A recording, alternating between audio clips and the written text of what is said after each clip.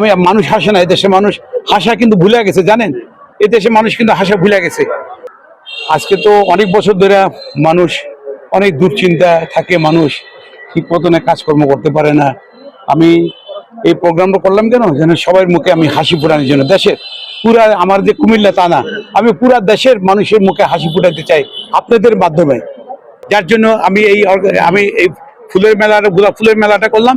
মানুষ দেখুক, বাংলাদেশের 20 কোটি মানুষ দেখুক, দেখে অন্তত একটু হাসতে পারবে। এখানে আসার পর থেকে এক একটা ফুল দেখতেছি, এক একজন নতুন নতুন মানুষের সাথে পরিচয় হচ্ছে, খুব আনন্দ হচ্ছে, ভালো লাগছে।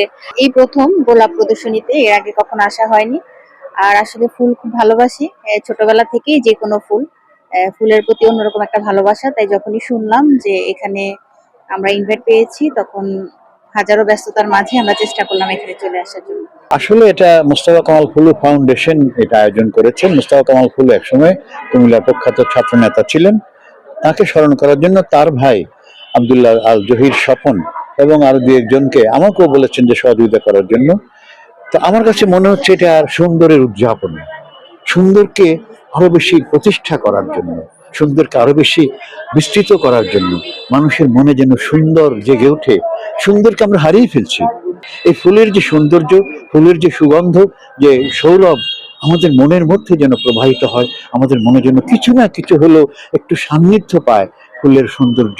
কুমিল্লাতে আরো 41 বছর আগে একবার এই গোলাপ প্রদর্শনী হয়েছিল, পুষ্প প্রদর্শনী হয়েছিল। এত বছর পরে আজকে এই আয়োজনটা অত্যন্ত একটি লক্ষণীয় বিষয়, অত্যন্ত ব্যতিক্রমী বিষয় এবং একটি অনুসরণীয় বিষয়।